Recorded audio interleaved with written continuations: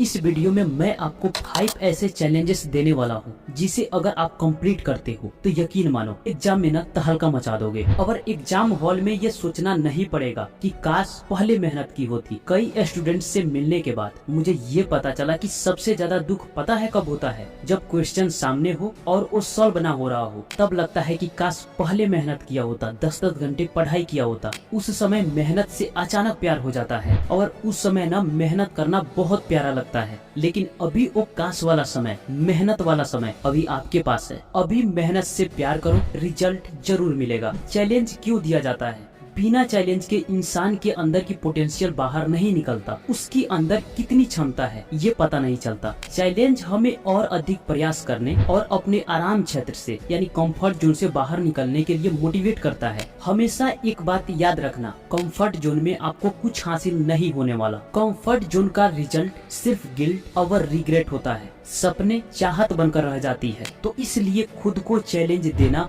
बहुत इम्पोर्टेंट होता है। जब हमारे पास चैलेंज नहीं होते तो हम मन की मर्जी से चलते हैं, कभी टास्क पूरा करते हैं और कभी नहीं करते। लेकिन जब हमारे पास एक चैलेंज होता है तो मन की मर्जी हो या ना हो, टास्क पूरा करना ही पड़ता है।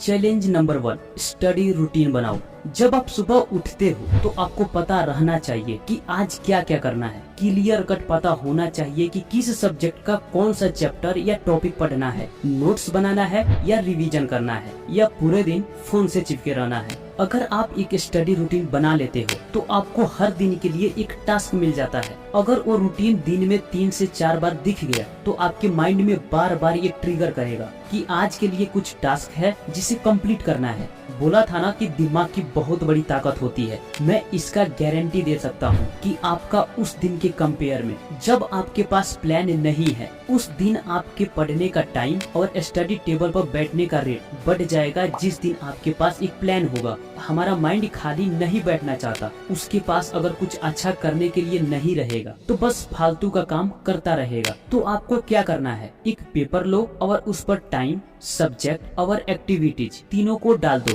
टाइम जब आपके पास सेल्फ स्टडी के लिए समय हो, सब्जेक्ट आपके सिलेबस में जितने सब्जेक्ट हैं उसे डाल लो, एक्टिविटीज आपको किस सब्जेक्ट से क्या कंप्लीट करना है इसके बारे में सोचो। जैसे मैथ में 5 क्वेश्चंस सॉल्व करने हैं प्लस कुछ फॉर्मूलास याद करने हैं, साइंस में नोट्स बनाना है प्लस कुछ क्वेश्चंस सॉल्व करने हैं या कुछ क्वेश्चंस याद करने हैं, एसएसटी में उसका कोई चैप्टर रीड करना हो या उसका कुछ क्वेश्चंस याद करने हो, हिंदी में कोई चैप्टर रीड करना है या उसका कोई पोयम याद करना है, इंग्लिश में ग्रामर पढ़ना है या कोई चैप्टर रीड करना है या कोई क्वेश्चन याद करना है। ये चीजें आप अपने हिसाब से नोट कर सकते हो या आपके स्कूल या कोचिंग से कुछ होमवर्क मिले हो उसको भी नोट कर सकते हो सब्जेक्ट के अकॉर्डिंग। ये काम जब आप एक रात पहले करोगे तो हो सकता है कि अगले दिन उठने के बाद आप अपना टाइम वेस्ट ना करके डायरेक्ट स्टडी के लिए बैठ जाओ।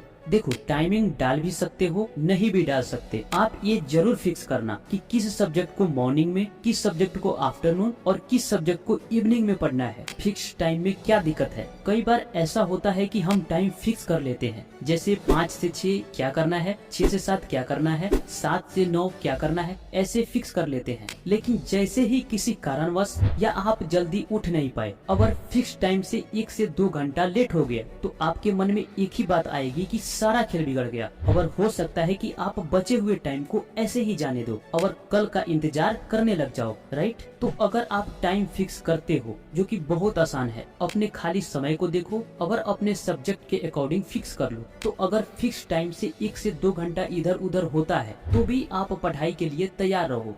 चैलेंज नंबर 2, डिस्ट्रैक्शन को मिनिमाइज करो। जब आपके पास टास्क है तो वो तभी कंप्लीट होगा जब आपके पास डिस्ट्रैक्शन का कम से कम ऑप्शन बचेगा। नहीं तो जब टास्क कंप्लीट नहीं होगा तो आप 2 से 4 दिन में क्विट कर सकते हो। अब डिस्ट्रैक्शन से ज्यादा बच सके इसके लिए क्या करना होगा? डिस्ट्रैक्शन इन 3 रीजन से सबसे ज्यादा आता है। पहला, आपके माइंड में कुछ क्लियर नहीं है कि आज क्या करना है। दूसरा, इजीली एक्सेस मिल जाता है, आप पढ़ाई कर रहे हो, साथ में टेबल पर नोटिफिकेशन और मोबाइल को ऑन करके रखे हो तो आप खुद को रोक नहीं पाओगे।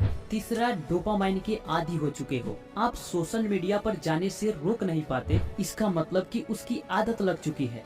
जैसे ही डोपामाइन रिलीज होता है आप खुद को सोशल मीडिया पर पाते हो। इसका सॉल्यूशन क्या है? पहला, हमें टास्क मिल गया कि आज हमें क्या क्या करना है। दूसरा, जब आप पढ़ाई के लिए बैठने वाले हो तो आप फैमिली में किसी को मोबाइल दे सकते हो या मोबाइल को ऑफ करके दूसरे कमरे में रख सकते हो। उस तक पहुंच जितना मुश्किल होगा उतना ही आप कम डिस्ट्रैक्टेड होगे। अगर ये काम नहीं करता तो आप ऐप ब्लॉकर डाउनलोड करके सोशल मीडिया एप्स को ब्लॉक कर सकते हो। इसके अलावा कोई दूसरा ऑप्शन नहीं है अगर आप मेंटली प्रिपेयर्ड नहीं है। जब आपके अंदर सोशल मीडिया का तलब हो तो मोबाइल को दूसरे कमरे से लाने, उसे ऑन करने और ऐप ब्लॉकर को ऑन इंस्टॉल करने में देरी नहीं लगेगी। तो इसलिए अंदर से स्ट्रॉन्ग बनना बहुत जरूरी है। जब मेरा ये पढ़ाई, ये टास्क कंप्लीट हो जाए फिर उसके बाद मैं कुछ भी करने के लिए आजाद हूँ। ऐसा ही अपने माइंड को एक प्लान दो, एक आइडिया दो। जब आप एक्सटर्नल और इंटरनल दोनों से काम लेते हो तो ज्यादा चांस है कि आप अपने टास्क को कंप्लीट कर पाओ। और इसका अभ्यास आपको लगातार करनी पड़ेगी। दूसरा कोई उपाय भी नहीं। Challenge number 3, solve 10 questions daily. इस चैलेंज को सीरियसली ले लो। 10 क्वेश्चंस को डेली सॉल्व करना है। अगर हर सब्जेक्ट से 2 से 3 क्वेश्चन सॉल्व करते हो तो दिन का 10 से 15 क्वेश्चंस हो जाएंगे। इसको बिल्कुल हल्के में मत लेना। अगर आप डेली का 10 क्वेश्चंस का एवरेज लोगे तो अगले 2 महीने में टोटल 600 क्वेश्चंस सॉल्व कर चुके रहोगे, जो एग्जाम के लिए मायने रखता है। 5 सब्जेक्ट से 10 क्वेश्चंस हर दिन सॉल्व करना मुझे नहीं लगता कि ये ज्यादा डिफिकल्ट टास्क है। इसका एक रूल है कि आपको वही क्वेश्चन सॉल्व करने हैं जो आपको याद है, यानी बिना किसी बुक और नोटबुक का सहारा लिए बिना सॉल्व करना है। आप पिछले कई महीनों से पढ़ते आ रहे हो, न जाने कितने क्वेश्चंस सॉल्व कर चुके होंगे, कितने कॉपीज फुल हो चुकी होंगी। कैसे पता चलेगा कि वो पढ़ाई आपके मेमोरी में है या सिर्फ कॉपी में? याद रखना, कॉपी घर पर आ जाएगी, मेमोरी एग्जाम में जाएगी। तो क्या इस चैलेंज को लेने के लिए तैयार हो? अगर हाँ तो कमेंट बॉक्स में हैशटैग लगा के अपना नेम जरूर डालना। इसका कई सारे फायदे हैं। पहला, आपका कॉन्फिडेंस बिल्ड होगा। दूसरा, प्रॉब्लम सॉल्विंग स्किल इम्प्रूव होगा। तीसरा, एनालिटिकल स्किल इम्प्रूव होगा। चौथा, एग्जाम के लिए एक स्ट्रॉन्ग प्रिपरेशन हो जाएगी। पांचवा, उसके बाद डर खत्म हो जाएगी।